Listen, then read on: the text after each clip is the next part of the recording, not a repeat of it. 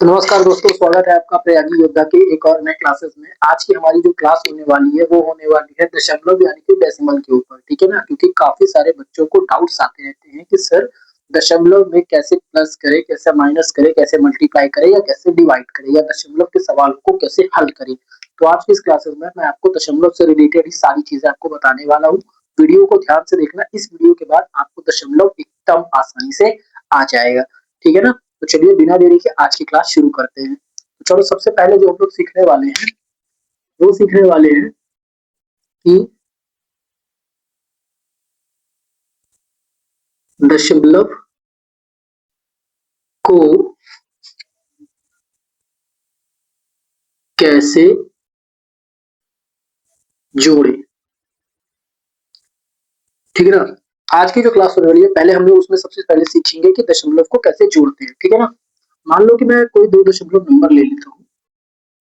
मैंने कहा मुझे ऐड करना है 1.25 प्लस 3.69, ठीक है ना। मुझे इसको ऐड करना है, ठीक है। अभी मैं बराबर नंबर्स ले रहा हूँ, इसके बाद मैं कुछ बड़े नंबर्स भी लूंगा जिसमें आपके सारे डाउट्स क्लियर करूंगा, ठीक है। इनको ऐड करना है।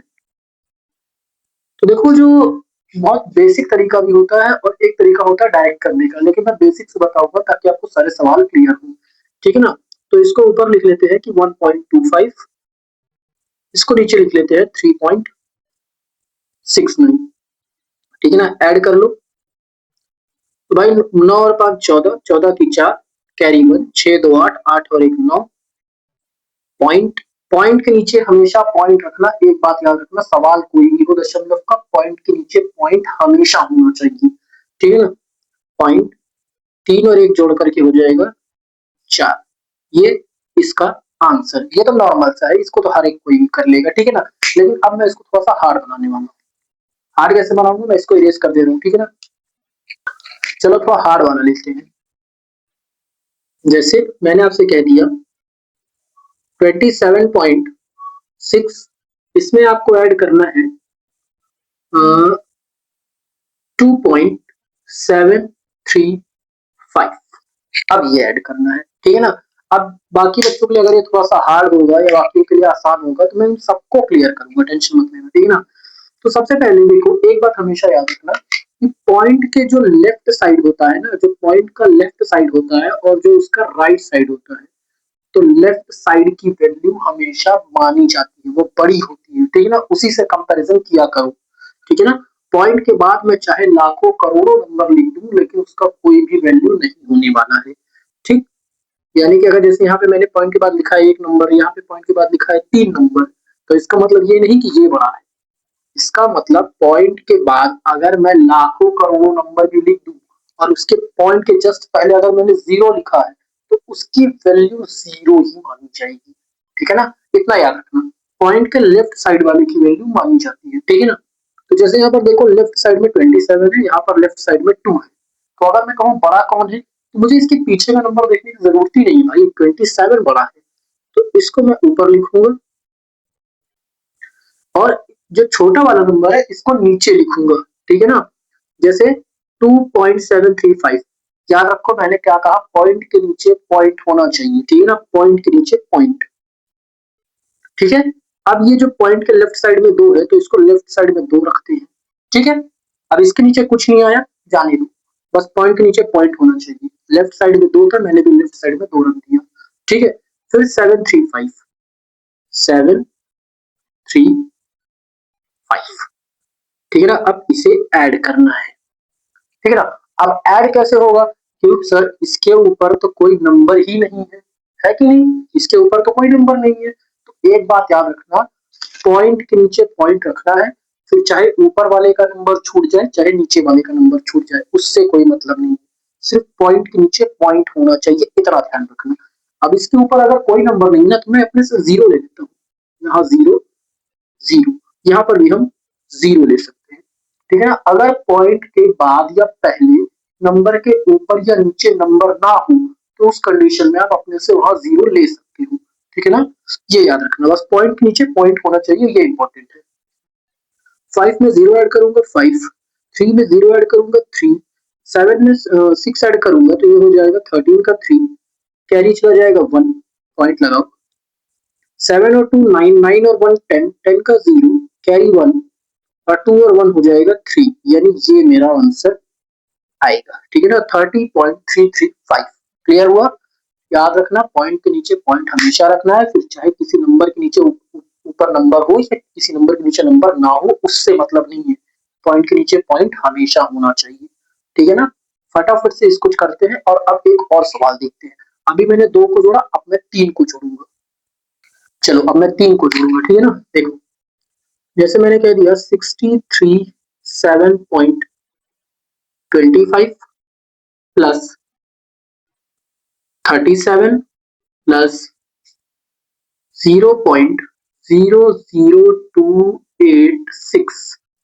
ठीक है ना, अब इसको ऐड करना है। इस पे देखो मैंने सारे तरह के नंबर ले लिए, पॉइंट्स में भी, विदाउट पॉइंट के भी, पॉइंट के पहले और बाद जीरो हो वो भी। ठीक है ना, तो कैसे करना है मैं दिखाता हूँ। तो सबसे पहले इनमें से सबसे बड़ा नंबर कौन सा है? तो आप कहोगे जिसमें सबसे ज्यादा नंबर होगा ये बड़ा है। नहीं, याद करो मैंने क्या कहा था, पॉइंट के लेफ्ट साइड की वैल्यू से हमेशा नापा करो।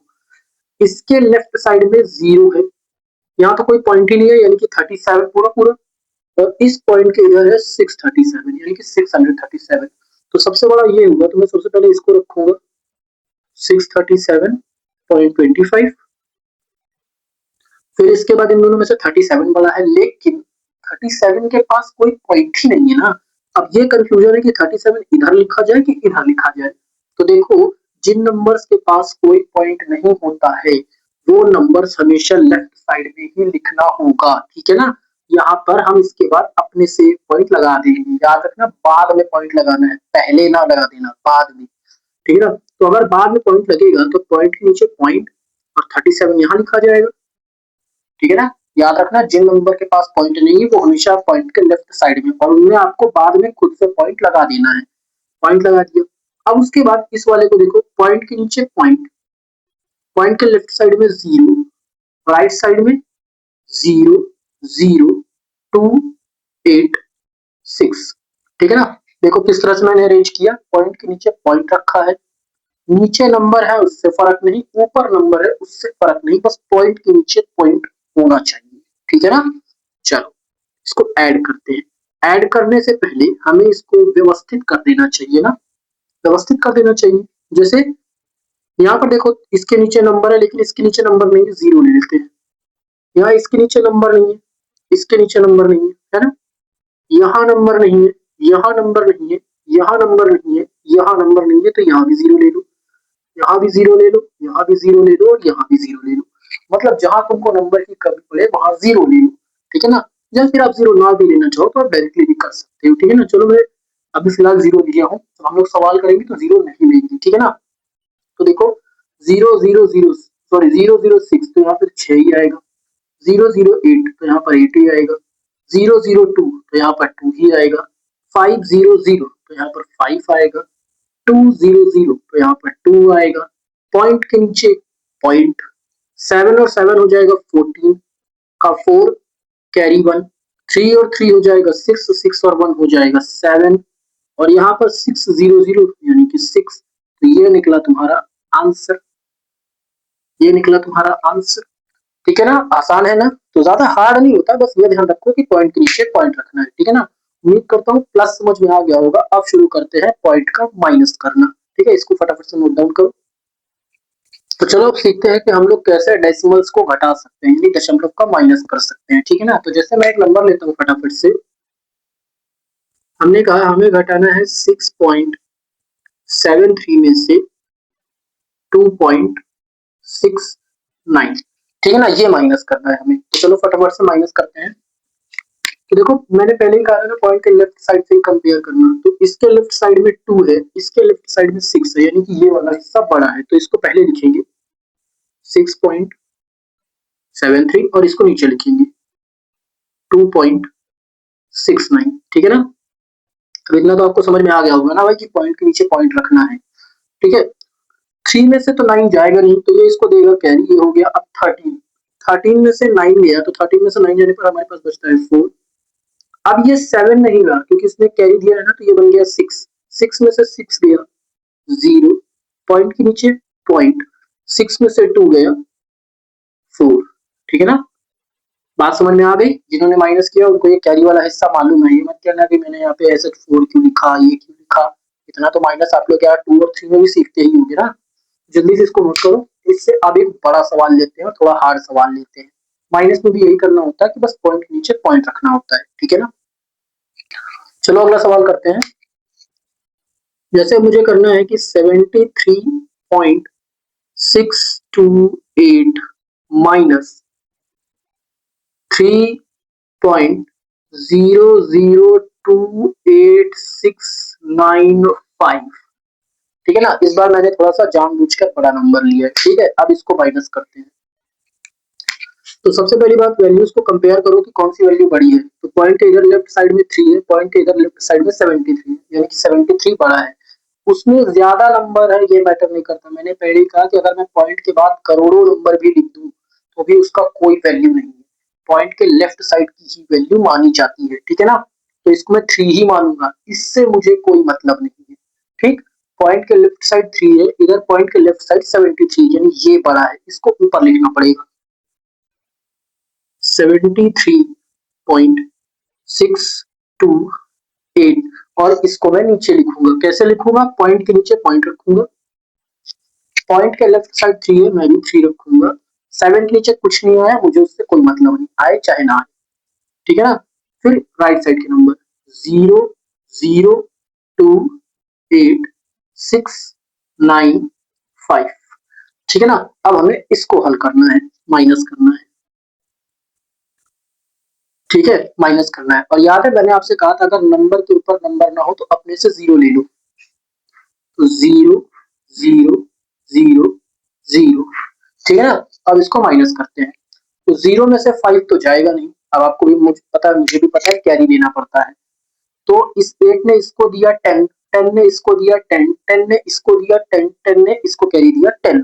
तो 10 में से 5 गया 5, यहाँ बचा कितना? 10 था पहले, अब 9 हो गया। 9 में से 9 गया 0, 9 में से 6 गया 3, 9 9 में से 8 गया 1।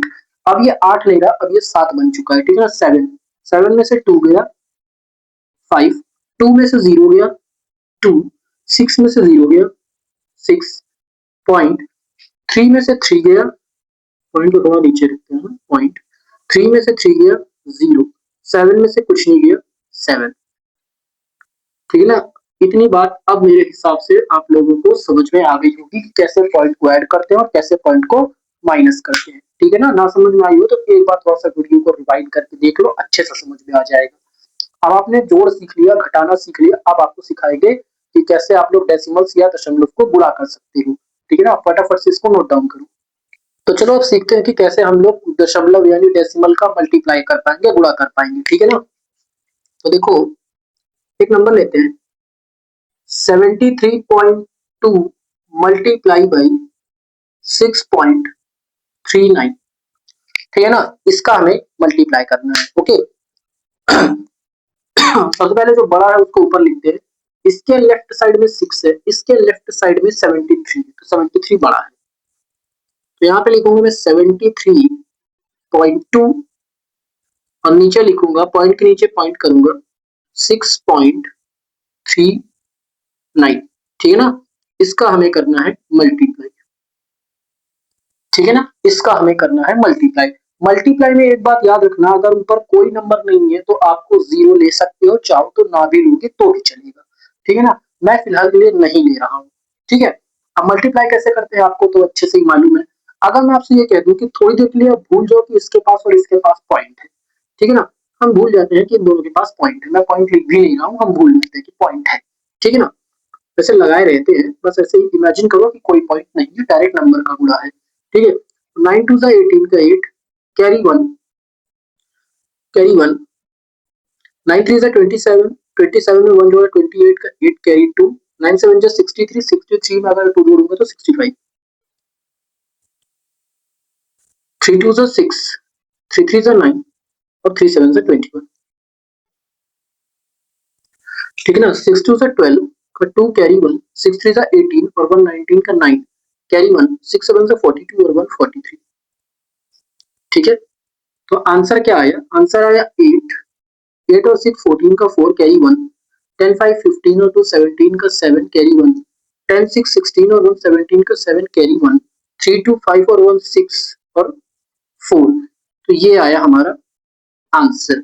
लेकिन इस आंसर में कहीं पॉइंट तो दिख नहीं रहा है, तो मैंने आपको क्या कहा, पॉइंट थोड़ी देर के लिए भूलेगा। अब देखो पॉइंट लगेगा कैसे, दोनों नंबर्स में अगर तुम कंपेयर करो तो यहाँ पर पॉइंट के बाद कितना नंबर है, यहाँ पर पॉइंट के बाद एक नंबर है कि नहीं, इसमें पॉइंट के बाद एक नंबर है और यहाँ पर पॉइंट के बाद दो नंबर है, ठीक है ना, यहाँ पर पॉइंट के बाद एक नंबर है, यहाँ पर पॉइंट के बाद दो नंबर है, कुल मिलाकर के हो गए तीन नंबर। तो यानी कि तीन नंबर के पहले हमें पॉइंट लगाना है, पीछे से गिनना 1 2 3, यानी कि जो पॉइंट होगा वो यहाँ होगा और यही हमारा आंसर होगा। तो जब भी आप किन्हीं दो दशमलव का, दो डेसिमल्स का मल्टीप्लाई करो, सबसे पहला काम आप थोड़ी देर के लिए भूल जाओ कि पॉइंट है, दशमलव है, ठीक है ना, नॉर्मली गुणा कर लो, उसके बाद देख लो कि दोनों नंबर्स में पॉइंट के बाद कितने नंबर आ रहे हैं, तो जितने नंबर होंगे उतने नंबर के पहले आपको पॉइंट लगा देना है, ठीक है ना, और याद रखना पीछे से गिनना शुरू करना है, ठीक है ना। आई होप ये बात क्लियर हो गई होगी। इसको मिटाते हैं, एक गुणा और करते हैं, फिर उसके बाद मैं आपको दशमलव का भाग सिखाऊंगा। चलिए एक सवाल और करते हैं। लेट सपोज हमें करना है 2.3 इंटू 6 इंटू 7.42, ठीक है ना। अब ये मल्टीप्लाई करना है, ठीक है ना। इस बार देखो मैंने एक में पॉइंट नहीं लिया है, ठीक है ना। चलो हल करते हैं। तो देखो इन सब में पहले बड़ा कौन है, तो भाई इसमें तो पॉइंट नहीं है, इसको तो मैं 6 ही रखूंगा। इसके लेफ्ट साइड में 2 है और इसके लेफ्ट साइड में 7 है, ठीक है ना। मैं तीनों मल्टीप्लाई एक साथ तो कर नहीं सकता, तो पहले किन्हीं दो का मल्टीप्लाई कर लेते हैं, पहले इन दोनों का कर लेते हैं, जो आएगा उसका तीसरे से कर लेंगे, ठीक है ना। तो इन दोनों का करते हैं, तो 2.3, थोड़ी देर के लिए मैं पॉइंट भूल जाता हूँ कि है ना, मैं इसको सीधा सीधा 23 लिखूंगा, 23 मल्टीप्लाई बाय 6, ठीक है ना। तो इसको कर देते हैं और मैं भूल जाता हूँ कि पॉइंट है। 6 3 18 का 8 कैरी 1, 6 2 12 और 1 13, ठीक है ना। पॉइंट कहाँ लगेगा, तो सर आपने कहा था जिसके पास कोई पॉइंट नहीं वहां खुद पॉइंट लगा दो, लेकिन मल्टीप्लाई में अगर पॉइंट नहीं है ना तो आपको खुद से पॉइंट लगाने की जरूरत नहीं है, ठीक है ना। वो सिर्फ प्लस माइनस में होता है। अगर मल्टीप्लाई या डिवाइड में किसी नंबर के पास पॉइंट नहीं है तो उसमें पॉइंट देने की कोई भी जरूरत नहीं है, याद रखना, ठीक है ना। तो अब यहाँ पॉइंट कहाँ लगेगा, तो भाई इन दोनों में से एक नंबर जो था वो डेसिमल में था, पॉइंट के बाद कितने नंबर है, एक नंबर है ना, तो बस एक नंबर के पहले पॉइंट लगा दो, बात खत्म हो गई, ठीक है ना। तो यानी इन दोनों का मल्टीपल कितना आया, 13.8 आया, क्लियर हुआ। अब इस 13.8 का मल्टीप्लाई हम कर देंगे इसमें, तो यहाँ लिखते हैं 13.8 मल्टीप्लाई हो रहा है इसका 7.42 से। चलो कर डालो फटाफट से, ठीक है ना। मैं इसको वीडियो थोड़ा फास्ट फॉरवर्ड कर दूंगा क्योंकि कैलकुलेशन में बहुत ज्यादा टाइम लग रहा है। तो 16 का 6 कैरी 1, 2 3 6 और 1 7, 2 1 2, 4 8 32 का 2 कैरी 3, 4 3 12 और 3 15 का 5 कैरी 1, 4 1 4 और 1, नहीं सॉरी 4 1 4 और 1 5, फिर मल्टीप्लाई 7 8 56 का 6 कैरी 5, 7 3 21 और 5 26 का 6 कैरी 2, 7 1 7 और 2 9, तो ये हो जाएगा 6, ये हो जाएगा 7 2 9, ये हो जाएगा 6 5 11 to 13 का 3 कैरी 1, 6 5 11 और 1 12 का 2 कैरी 1 और 9 19, ठीक है ना। तो इतना हमारा आंसर आया। पॉइंट कहाँ लगेगा, तो यहाँ पर देखो पॉइंट के बाद एक नंबर है, यहाँ पर पॉइंट के बाद दो नंबर है, दो और एक मिला करके हो गए तीन, एक दो तीन, यानी तीन नंबर के पहले हमारा पॉइंट लग जाएगा और ये हमारा आंसर बन जाएगा।